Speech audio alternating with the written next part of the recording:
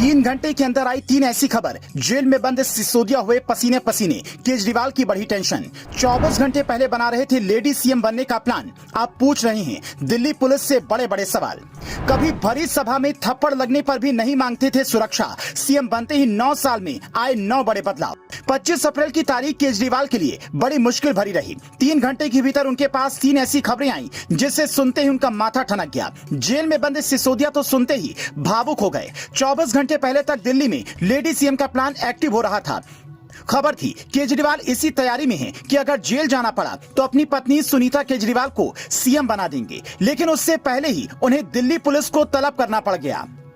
इधर केजरीवाल ये जानने की कोशिश में थे कि नो फ्लाइंग जोन वाले एरिया में ड्रोन कैसे उड़ा, हमारी सुरक्षा में सेंध लगी कैसे। उधर जेल में बंद सिसोदिया इस बात से परेशान थे कि उनकी पत्नी का ख्याल कौन रखेगा, क्योंकि दोपहर होते ही ऐसी खबर आई कि मनीष सिसोदिया की पत्नी सीमा सिसोदिया की तबीयत बिगड़ गई है। उन्हें अपोलो अस्पताल के न्यूरोलॉजी डिपार्टमेंट में भर्ती कराया गया है। पिछले हफ्ते ही सिसोदिया ने दिल्ली हाईकोर्ट में जमानत याचिका दाखिल की थी, जिसमें कहा था कि मेरी पत्नी की तबीयत खराब रहती है, उनकी देखभाल करने वाला कोई नहीं है। मौजूदा वक्त में सिसोदिया इस हालत में नहीं है कि गवाहों और सबूतों से छेड़छाड़ कर सके।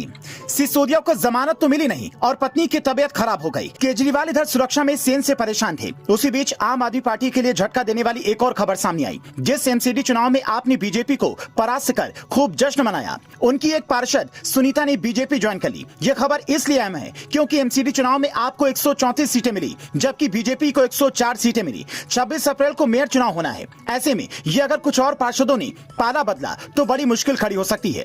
ये तो सियासी नुकसान की कहानी थी। अब वो सुनिए जिसे सुनकर आम आदमी पार्टी के समर्थकों की पैरों तले जमीन खिसक जाएगी। मीडिया में एक रिपोर्ट वायरल हो रही है जिसके मुताबिक केजरीवाल के घर में आजकल रिनोवेशन का काम चल रहा है, जहां करीब 72 लाख रुपए के सिर्फ पर्दे लगे हैं। मतलब जो केजरीवाल आम आदमी होने का दावा करते थे, भरी सभा में थप्पड़ खाने के बाद भी सुरक्षा की गुहार नहीं लगाते थे, वो 9 साल बाद काफी बदल चुके हैं।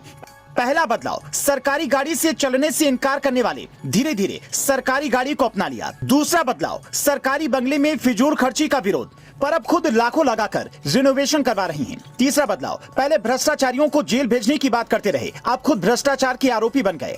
चौथा बदलाव, फ्री का वादा कर सत्ता तो पाली, लेकिन दूसरी पार्टियों की तरह विचारधारा नहीं अपना पाए। पांचवा बदलाव, सत्ता हाथ में आते ही सबसे पहले अपनों को बाहर का रास्ता दिखाया, जिसमें बड़ा बवाल मचा। छठा बदलाव, राज्य में केंद्र की दखल अंदाजी का विरोध करते रहे, पर पंजाब के अधिकारियों से खुद मीटिंग की। सातवां बदलाव, यमुना को साफ करने और दिल्ली को बदलने की बात कई बार कही, पर नेताओं जैसे वादे झूठे निकले। आठवां बदलाव, ड्रेस तो नहीं बदली, पर बोलने का अंदाज पहले की तुलना में अब ज्यादा आक्रामक हो चुका है।